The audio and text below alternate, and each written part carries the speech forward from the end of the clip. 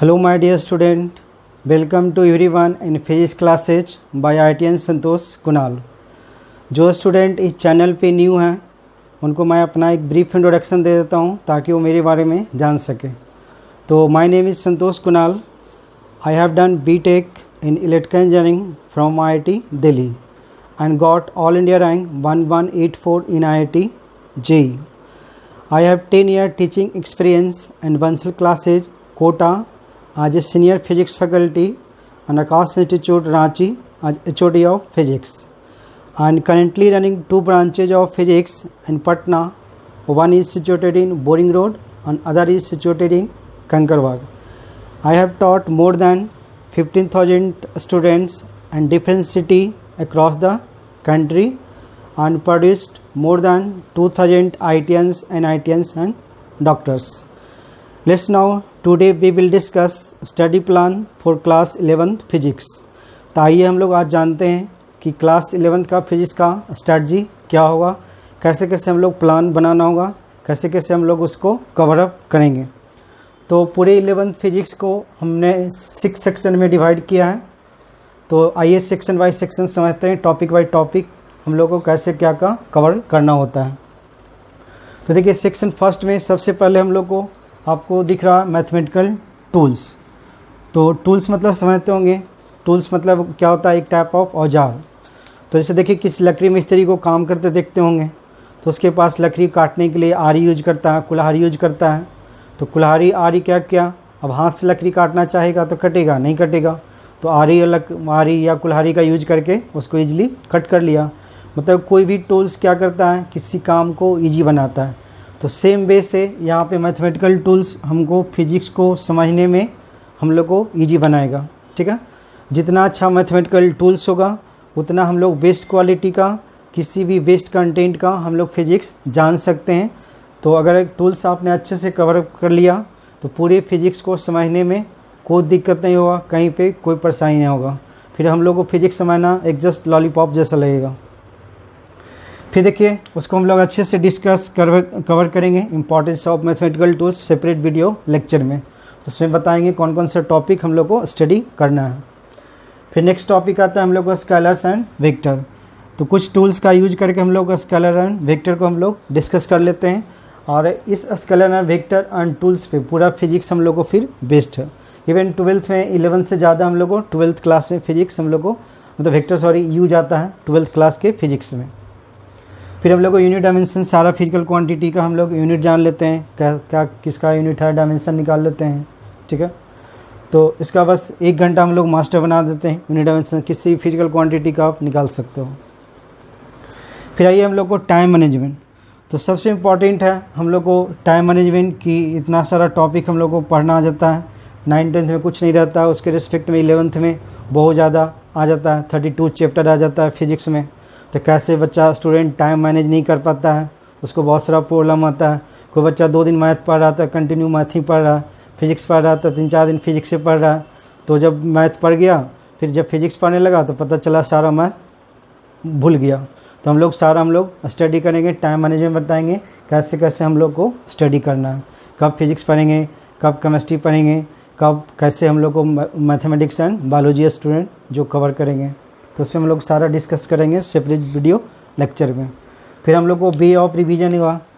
अब देखिए कोई स्टूडेंट, बहुत सारा स्टूडेंट क्या इसमें 99% 95% स्टूडेंट आते हैं कि आगे का सारा टॉपिक पढ़ लेते हैं और पीछे का टॉपिक सारा भूल जाते हैं।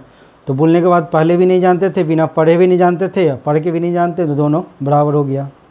ठीक है, तो सबसे इम्पॉर्टेंट है कि जो भी पढ़े हैं उसको एक अच्छे से रिवीजन करके अप टू डेट करके रखना। तो कोई भी कंपटीशन निकालने के लिए, चाहे कोई भी एग्ज़ाम में अच्छा मार्क्स लाने के लिए सबसे फर्स्ट एंड लास्ट कंडीशन ये होता है कि जितना भी पढ़े उतना सारा अप टू डेट रखेंगे।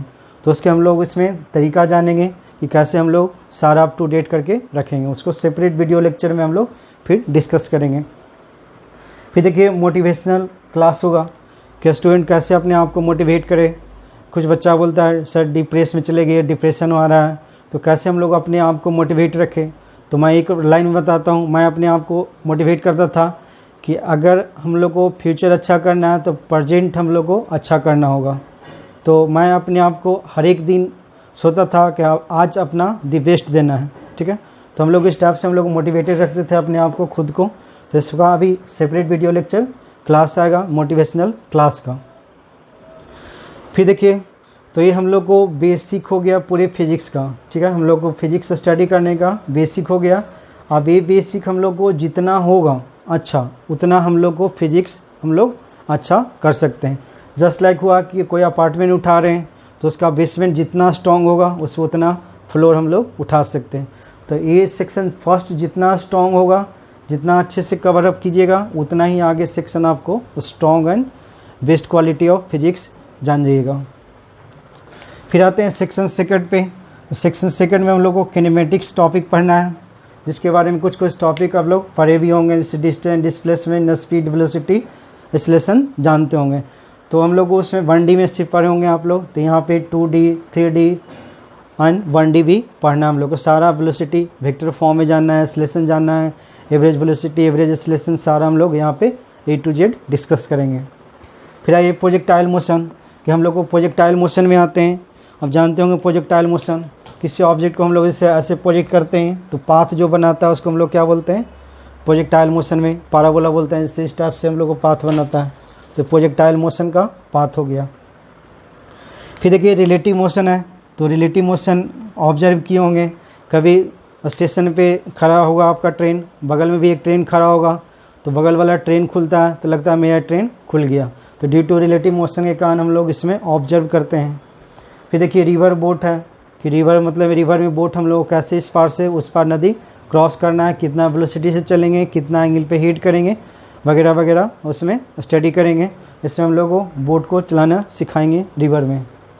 फिर एयरक्राफ्ट हुआ, इसमें एरोप्लेन कैसे वो टेक ऑफ होता है, कैसे लैंड करता है, कितना एंगल पे वो अपना हिट करेगा, ताकि हम लोग पटना से दिल्ली जा सके, ठीक है। दिल्ली में बहुत कोरोना है, अभी नहीं जाना है। तो एयरक्राफ्ट हम लोग को इसमें कैसे उड़ता है। फिर हम लोग को अप्रोच एंड सेपरेशन वेलोसिटी पढ़ाएंगे, कि दो कार अप्रोच करता है कि सेपरेट करता है, तो उसमें डिटेल में हम लोग डिस्कस करेंगे।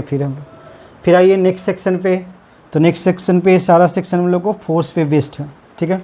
इसमें फोर्स है, न्यूटन्स लॉ ऑफ मोशन है, टेंशन फोर्स, नॉर्मल फोर्स, सब आएगा इसी में हम लोग को आएगा। फिर फ्रिक्शन है, कि हम लोग फ्रिक्शन के कारण ही हम लोग चल पाते हैं। जैसे मस्टर्ड ऑयल सरफेस पे गिरा दीजिएगा, फिर उस पर वॉक कीजिएगा तो नहीं चल पाइएगा, तो ड्यू टू फ्रिक्शन हम लोग चल पाते हैं। तो हम लोग उसके ऊपर हैं। फिर सर्कुलर मोशन है। तो सर्कुलर मोशन बहुत सारे टाइप का होता है, जैसे वर्टिकल सर्किल में होता है, हॉरिजॉन्टल सर्किल में होता है, कोनिकल सर्किल में होता है, different type of circular motion होता है। फिर हम लोग को एनर्जी पे आते हैं, ठीक है। तो डिफरेंट टाइप ऑफ एनर्जी हो गया, kinetic energy, potential energy, mechanical energy, work, इसमें पावर, सारा हम लोग इसमें हम लोग डिस्कस करेंगे। तो यहाँ तक हम लोग को पार्टिकल का फिजिक्स है। आप सेक्शन 5 में 4th में मूव करेंगे तो एक सेंटर ऑफ मास है। तो यहाँ तक जो भी फिजिक्स सीख रहे थे, पढ़ रहे थे, पार्टिकल का फिजिक्स सीख रहे थे, जिसका ओनली मास हम लोग कंसीडर कर रहे थे, साइज हम लोग कंसीडर नहीं कर रहे थे। चाहे छोटा पुल्ली हो, चाहे बड़ा पुल्ली हो, छोटा ब्लॉक हो या बड़ा ब्लॉक हो, तो उसका हम लोग कंसीडर नहीं करते हैं। तो सेंटर ऑफ मास के से हम लोग बॉडी का फिजिक्स फिर स्टार्ट कर देते हैं, जैसे रिंग हो गया, डिस्क हो गया, रड हो गया, सिलेंडर हो गया, कोन हो गया, इस टाइप ऑफ फिजिक्स। तो क्या करते हैं कि सेंटर ऑफ मास के हेल्प से, सेंटर ऑफ मास के हेल्प से किसी भी बॉडी को हम लोग एक पॉइंट पार्टिकल में कन्वर्ट कर लेते हैं, और फिर जैसे पहले फिजिक्स पढ़े थे उसी टाइप ऑफ सारा हम लोग इक्वेशन यूज कर लेते हैं। सेंटर ऑफ मास में ही हम लोग conservation of linear momentum, impulse and collision पढ़ते हैं, ठीक है। इसी में हम लोग कोलिजन ही पढ़ते हैं, conservation of linear momentum, impulse, collision, ठीक है। सेंटर ऑफ मास हो गया। फिर हम लोग को रोटेशनल मैकेनिक्स आता है, ठीक है। तो रोटेशनल मैकेनिक्स एक ऐसा टॉपिक है कि शुरू से लेके यहाँ तक सारा एक ही चैप्टर में आपको यूज हो जाता है, इसलिए जनरली लोग बोलता है रोटेशनल मैकेनिक्स डिफ़िकल्ट भी है। बट मैं रोटेशनल मैकेनिक्स आपको इतना अच्छा से पढ़ा देंगे कि आपको एक ढूंढ के क्वेश्चन बनाना सीखिएगा। इतना हम लोग को ऐसा स्टूडेंट को ऑब्जर्व करते बोलते देखें कि सर रोटेशनल मैकेनिक्स अब मतलब इतना ईजी लगता है, पहले देख के डर लगता था, ठीक है। पहले देखते थे रोटेशनल मैकेनिक्स क्वेश्चन है छोड़ दो, अब ढूंढ के हम लोग क्वेश्चन बताते हैं। तो ऐसा हम लोग सुने हैं पढ़ने के बाद। तो आपको एक अच्छे से बेस्ट क्लास का रोटेशनल मैकेनिक्स पढ़ाएंगे, ताकि आपको direct same to same questions मेरे नोट से आता है, ठीक है। फिर हम लोग सेक्शन 5th पे मूव करते हैं। तो इसमें प्रॉपर्टी ऑफ मटेरियल के बारे में जानते हैं, मटेरियल समझते हैं, सॉलिड लिक्विड गैस, तो उसका कैसे कैसे हम लोग को होता है, तो सारा हम लोग कंप्रेशन, टेंसाइल, स्ट्रेस, स्ट्रेन, सारा हम लोग इसमें हम लोग पढ़ेंगे। ठीक है। फिर फ्लूइड मैकेनिक्स हुआ, फ्लूइड मतलब समझते हैं combination of liquid and gas, तो कैसे कैसे फ्लोट करता है, इसमें हम लोग बर्नौलिस इक्वेशन पढ़ते हैं, इक्वेशन ऑफ कंटिन्यूटी पढ़ते हैं। तो बर्नौलिस इक्वेशन के कारण ही हम लोग को एयरक्राफ्ट हम लोग को उड़ पाता है हवा में, तो इसमें हम लोग सारा उसमें हम लोग डिस्कस करेंगे। फिर ग्रेविटेशन है, तो ग्रेविटेशन के बारे में 9th क्लास में थोड़ा बहुत जानते होंगे, तो हम लोग इसको अच्छे से यहाँ पे डिस्कस करेंगे ग्रेविटेशन। फिर सेक्शन हम लोग को 5th आ जाता है, 6th आ जाता है, जिसमें हम लोग को हीट है, तो हीट में हम लोग को जैसे थर्मल एक्सपेंशन, कैलोरीमेट्री, थर्मोडायनेमिक्स जो केमिस्ट्री में ही पढ़ते हैं, तो उसका जस्ट साइन इसमें उल्टा हो जाता है।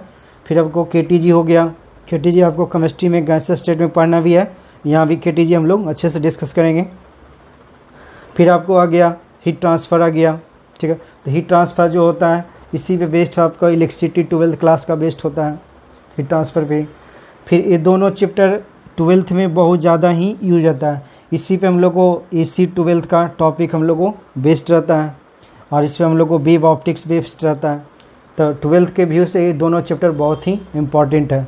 SHM हर एक जगह यूज आ जाता है, जैसे डायपोल मोमेंट है, तो डायपोल मोमेंट है, हम लोग मैग्नेट को सिलेक्ट करवा दिया, तो बताइए उसका टाइम पीरियड, बिहार बोर्ड में लास्ट ईयर CBSE में 4 नंबर का क्वेश्चन पूछा था, तो बहुत सारा इंपॉर्टेंट हम लोग को पूछते रहता है। तो इसका SHM और वेव का 12th में बहुत ही ज़्यादा यूज आता है। तो ये हम लोग को ऐसा था, तो पूरे फिजिक्स में हम लोग को 6 सेक्शन था। ठीक है ना।